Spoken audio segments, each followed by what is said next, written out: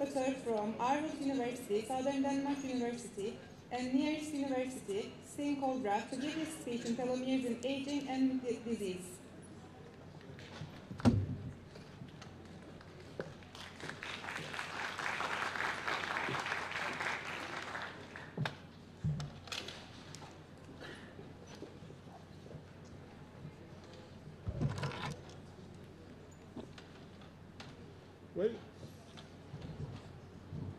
Well, I would like firstly to thank GENETİK for inviting me to give this lecture here on telomeres, which has had my interest for 10-15 years.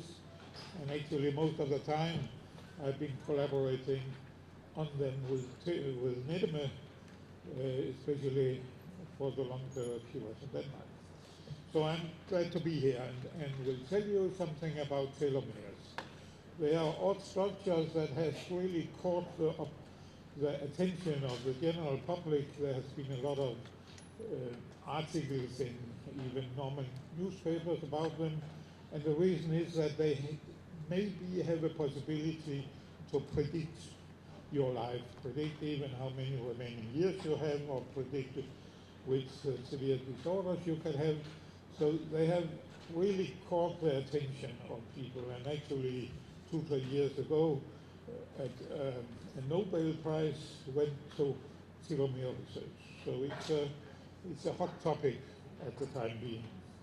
So I'll tell you first a little bit of what telomeres are, how they are built molecularly, what is the problem with them. I can already tell you now that the problem is that they get shorter and shorter. And I'll tell you about the consequences of them getting shorter, and then go a little bit into this whole discussion on whether they can predict something. And at the very end, I'll tell just a little bit about the research we have been doing. So, the first, what is telomeres? Well, telomeres are actually the outmost ends of chromosomes. Here they are stained by what is called FIS, and you can see at each end of each chromosome there's a little yellow dot indicating that there's a telomere there. So telomeres are actually the outside ends of chromosomes. And the way they are built, if we look at it molecularly, here we have a drawing where the dotted line means upwards towards the center of the chromosome, and to the right you have the end. And this outwards part is composed of a repeated structure with the bases TTA, GTG repeated something like 1,000, 2,000 times, giving 10 to 50 to 20 kilobases of repeat at the end of chromosomes. And a little odd fact that is very important is that at the outmost end there's a piece of single-stranded DNA. Normally DNA is double-stranded, but here at the outmost end we have a little piece of single-stranded DNA sticking out. So that's what the telomeres are, and they are surrounded by a number of proteins. And what they do, well, this is just a cartoon.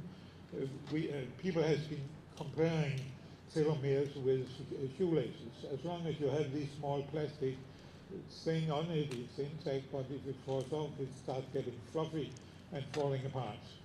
And that's really a little bit what happens, not that we in our telomeres has a plastic cap on them, but they make circles. So if you really look at it like in the electron microscope picture at the top, they are circled, and they are circled by this repeat structure circling around, and the single-stranded piece going into the double-stranded, making what's called a triple helix structure, and thereby it locks the end of chromosomes into a circle. So actually our end of chromosomes are not sticking out like that, they are circled around in each end. And it has to do with the fact that you need to hide the open end of the chromosome.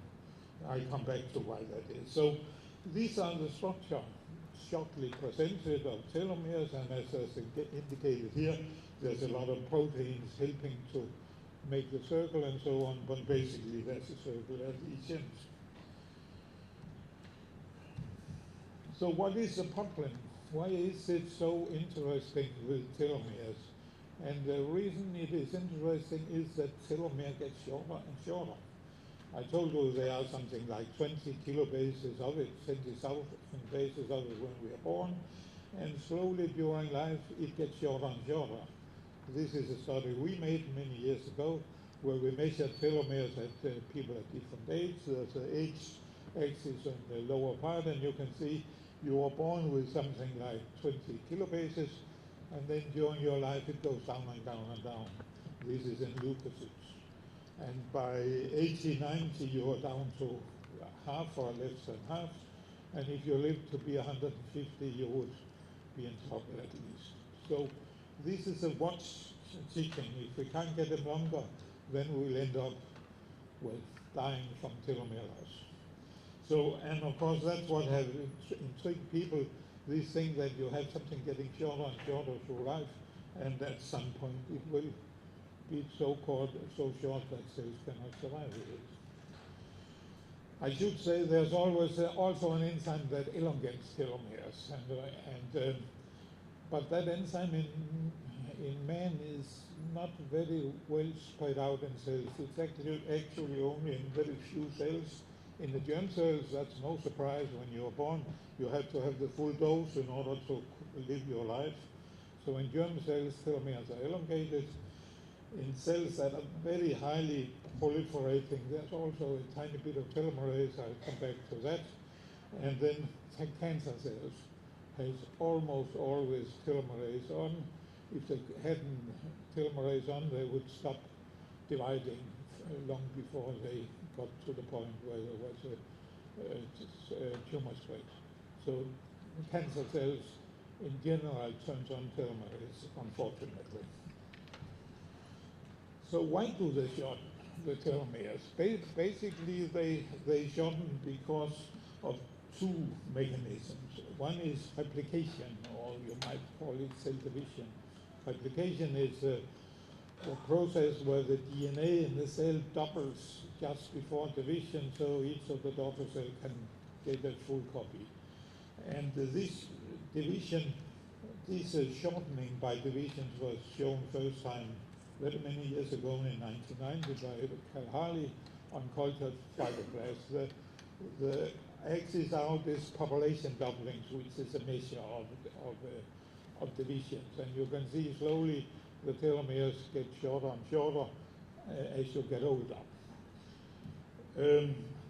And probably these leukocytes are also getting shorter, partly because leukocytes are dividing quite a lot because they're part of the immune system.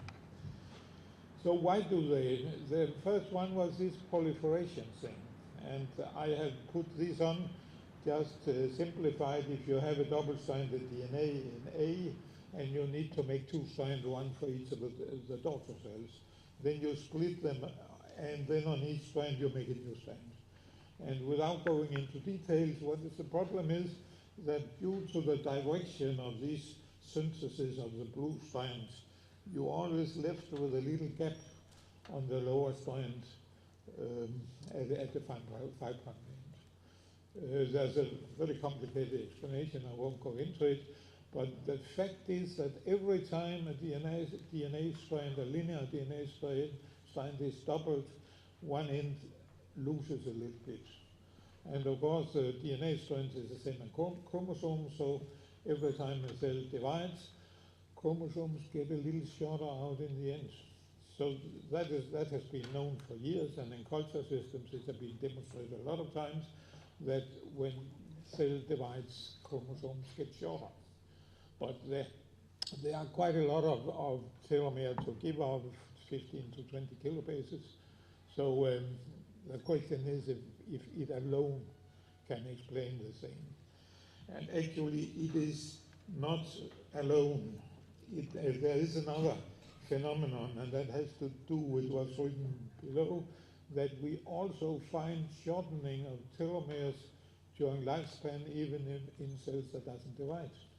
And I brought this one along where you have leukocytes up on the top left, and they are going down like our data. On the top right you have muscle cells, and muscle cells are actually quite post-mitotic. They very rarely divide at all. And of course you can see that the muscle cells are also going down. Similar with fat cells, they're also very low dividing cells, but also there they go down. So obviously there is another mechanism. And the other mechanism is actually DNA damage. There's DNA damage all over the genome because of chemicals and radiation and so on. But normally it is repaired. So the cell has a very strong DNA repair system. But the problem is that there are indications that the telomeres are a little tricky here. They are more susceptible to damage because of the triple G in them, and they are difficult to repair. There's indications that you cannot really repair telomeres as good as other DNA. And these two things together makes telomeres the sort of delicate ends of the chromosomes. They are breaking off quite easily. So these are the two mechanisms that shorten: the replication, which is a normal phenomenon, and DNA damage, which is more extensive of telomeres than in the other part of the DNA. And the consequence is, of course, that they go down.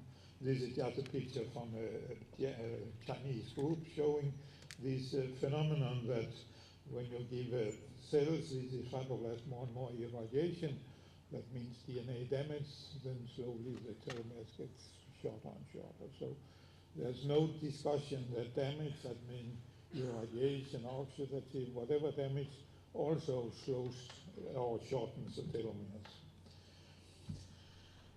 So what is the effect? What happens when telomeres get shorter and shorter? Couldn't we sort of discharge it because there will be a little bit left even if we get to 100? But the problem is that two things happen. What happens molecularly, we believe, it's hard to prove that, we believe that when the telomere gets short, then it can't bend around. Then it simply gets released and it starts sticking out. So that's what we believe happens when it starts getting too short. The consequence of that is two things. One is apoptosis. Apoptosis is a very basic mechanism. I have made a simple drawing of it. If you have a cell, if it gets DNA damage, severe DNA damage, is first try to repair it. But the trick is that if it, after a certain amount of time trying to repair, still haven't got it working, then it chooses to destroy the cell. And that is what is apoptosis. It's a program that goes into action that simply kills the cell by clipping off the DNA and destroying the cytoplasm, and in no time the cell is gone. So that's, of course, another good way to get rid of a damaged cell. And the idea is, of course, that then a neighboring cell can divide and then you have the cell back.